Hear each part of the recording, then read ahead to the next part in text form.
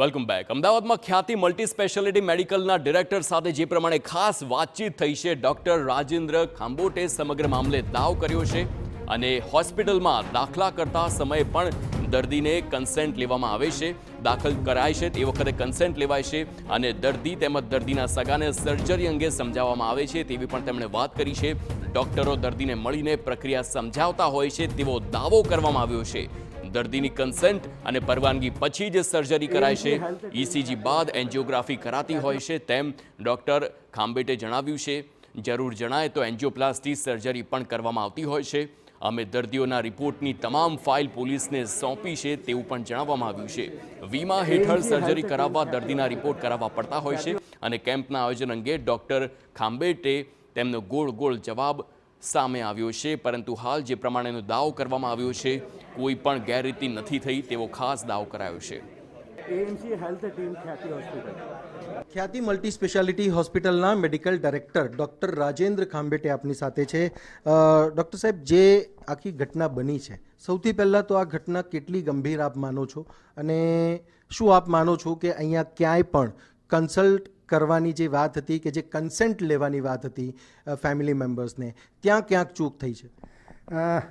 પહેલું તો હું જે મૃત્યુ પામ્યા એમના કુટુંબીજનો જોડે ખૂબ જ સહાનુભૂતિ પ્રદર્શિત કરવા માગું છું. કોઈને એવો ઈરાદો નથી હોતો કે કોઈનું મૃત્યુ થાય. હવે ખેદની વાત છે કે ક્યારેક મૃત્યુ થાય છે. બીજી વાત તમે પૂછવી કે કેમ મૃત્યુ થયા, ટૂંકમાં હવે જો જીતાવો સિકંદર હારાઓ બંદર, ક્યારેક ગમે એટલી કોશિશ કરીએ, ગમે એટલું સારું કરવા જઈએ, પરંતુ સફળતા મળતી નથી. હવે 19 પેશન્ટ આવ્યા, એમાંથી 12ને હૃદયની ધમનીઓની તપાસ કરીને સારા રિપોર્ટ નીકળ્યા. એમને કહી દીધું કે તમે જાઓ, મજા કરો. 7 જણને એન્જિયોપ્લાસ્ટી કરવાની સલાહ આપી સાહેબે. 7માંથી 5 સાજા છે, હવે ડિસ્ચાર્જ થશે. અને જે એમને જોખમ હતું, મૃત્યુ થવાનું જોખમ હતું, એ જોખમ હવે જતું રહ્યું. 2નું કમનસીબે મૃત્યુ થયો. અચ્છા, એક વાત અહીંયા એ છે કે જે કન્સલ્ટ કરવાની વાત હતી, કન્સેન્ટની જે વાત હતી, ફેમિલી મેમ્બર્સના જે કન્સેન્ટની વાત હતી, તો જ્યારે પેશન્ટ અહીંયા આવ્યા તો એ સમયે એમને પૂછવામાં આવ્યું હતું ખરું કે તમારી સાથે બીજા કોઈ આવ્યા છે કે નહીં, કે શું? એક મિનિટ, આ વાત તમે સરસ સવાલ કર્યો, એકદમ વિગતવાર કહું. પહેલી અમે કન્સેન્ટ લઈએ તો અનરિટન કન્સેન્ટ હોય કે ભાઈ શું તમારા ગામમાં કેમ્પ કરવું. હવે તમે હા પાડો, આખું ગ્રુપ હા પાડે, કોઈ આગેવાન હા પાડે તો જ કેમ થઈ શકે. બાકી આવશે કોણ? અમે જઈને બેસી અને બીપી માપું, આ માપું તો કોઈ આવશે જ નહીં. તો એ પહેલાં બધાની એક કન્સેન્ટ થઈ ગઈ કે સ્વેચ્છાથી આવો તો તમારે રાજી ખુશીથી જ આવ્યા ને તમે. નંબર 2, એ વખતે પણ આપણે એ કરીએ કે શું તમારે કેમ્પમાં આવવું છે, તો એ વખતે રિટર્ન કન્સેન્ટ લે છે. હવે આ પ્રોટોકોલ હતો. હવે આ બધું થઈ ગયું એટલે તહેકીકાત આપણે કરીએ છીએ. નંબર 3, કોઈ પણ હોસ્પિટલમાં એડમિટ કરતી વખતે કન્સેન્ટ હોય છે. એડમિટ કરતી વખતે, ઉપચારની વાત જ નથી કે શું તમારે એડમિટ થયું છે, તો એડમિશન કન્સેન્ટ કહેવાય એને. તો આ એક પ્રોટોકોલ હોય છે. અને પછી સેકન્ડ આવે એક હિપેટાઇટિસની કન્સેન્ટ હોય છે. પછી એન્જિયોગ્રાફી અને એન્જિયોપ્લાસ્ટીની કન્સેન્ટ હોય. જો પહેલાંથી લાગે કે હાઈ રિસ્ક પેશન્ટ છે તો હાઈ રિસ્ક કન્સેન્ટ લે છે.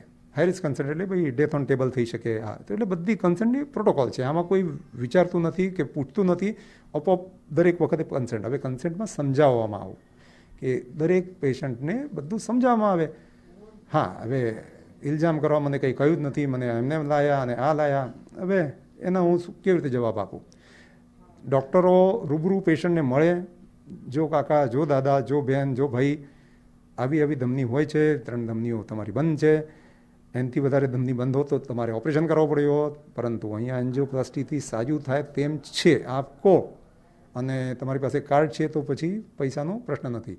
અમે એપ્રુવલ લઈ લઈએ અને કરી દઈશું. જી, ઠીક છે, તમારો વાત પણ એકદમ સાચી છે. પણ જે પેશન્ટ અહીંયા લાવ્યા, એ પેશન્ટને એટલી ઇમરજન્સી હતી કે તરત જ એમનું એન્જિયોપ્લાસ્ટી, એન્જિયોગ્રાફી કરી દેવું પડે? અને શું આ જે પેશન્ટ છે એ પેશન્ટનું સર્જરી, મતલબ વોટેવર જે એન્જિયોપ્લાસ્ટી, એન્જિયોગ્રાફી કરી એના પહેલાં કોઈ રિપોર્ટ્સ એમના કરવામાં આવતા હોય છે, ત્યાં એમનામાં કોઈ પ્રોબ્લેમ આવી નહોતી? અરે પણ રિપોર્ટ્સ આજે લોકો આવ્યા તો અમે તો ફ્રી રિપોર્ટ કર્યા એમના. જે કેમ્પ કર્યો 10 તારીખે એમના ગામમાં, તો અમે ઇસીજી પાડ્યો. ઇસીજી બહુ અગત્યનું તપાસ છે, તો એના અંદર ખાસું ખબર પડે. અને નિષ્ણાત ડૉક્ટર જોઈએ તો પછી એ કહે કે ભાઈ હાજી આમાં કંઈક 100% હોઈ શકે. તો નેક્સ્ટ તપાસ છે એન્જિયોગ્રાફી. અને એન્જિયોગ્રાફીમાં જો ધમનીઓ બંધ દેખાય તો પછી નેક્સ્ટ એ છે અર્થાત કે ભાઈ એન્જિયોપ્લાસ્ટી. અને ઇમિજિએટલી કરવું પડે એવું હોય છે કે એનો કોઈ ટાઈમ લિમિટ હોય છે કે નહીં, તમારે કોઈ ને આયુષ્યમાન ભારતના ગામડેથી માંડ અહીંયા પહોંચી શકેલા પેશન્ટ હતા. અમીર પેશન્ટ હોય તો સામેથી જાય અને પછી વારંવાર કહે કે મારી હેલ્થ ચેકઅપ કરાવો, જે કંઈ છે તો હું તપાસ કરી લઉં. હવે અહીંયા આવ્યા છો તો કરીને જાઓ. હવે રિસ્ક કેટલું છે તો રિસ્ક સમજાવ્યું હશે એમને. આ તો ડૉક્ટર હું નથી કરતો, પણ પછી જે કન્સર્ન ડૉક્ટર હોય કે ભાઈ આટલું હોય અને રિસ્ક. હવે વારંવાર વાત આવે છે કે પરિવારજનોને વાત કરી નથી.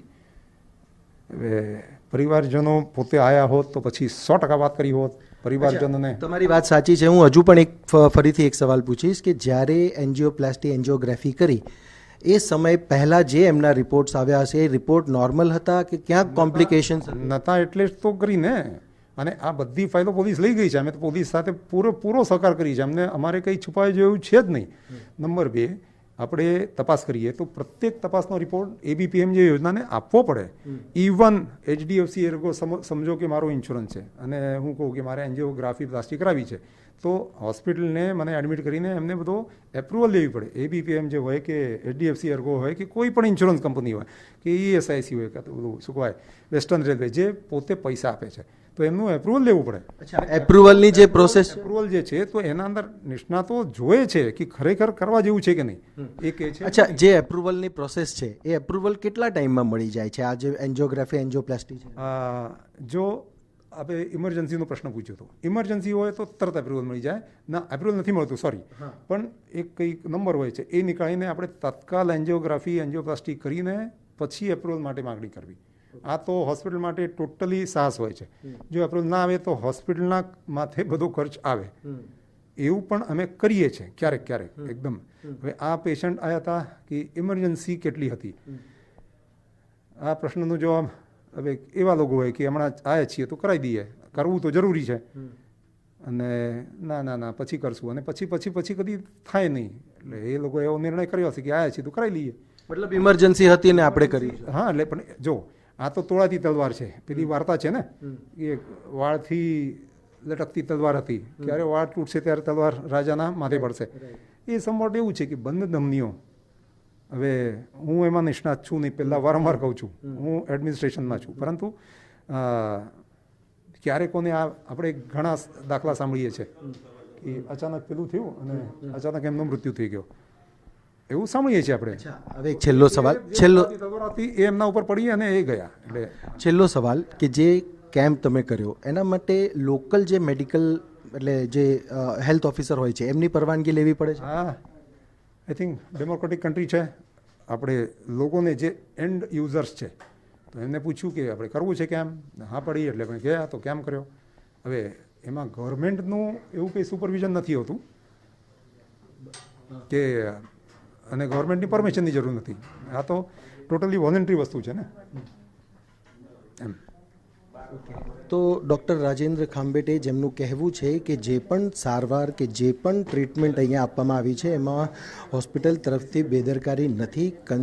કન્સેન્ટ ફોર્મની જ્યારે વાત છે ત્યારે જ્યારે એડમિટ થાય છે ત્યારે જ એક પ્રકારનું કન્સેન્ટ હોય છે અને જે પ્રકારની સ્થિતિ દર્દીઓની લાગી એ જ પ્રકારે એમને સારવાર પણ આપવામાં આવી છે. કેમેરામેન મનીષ ત્રિવેદી સાથે સચિન પાટીલ, TV9 અમદાવાદ.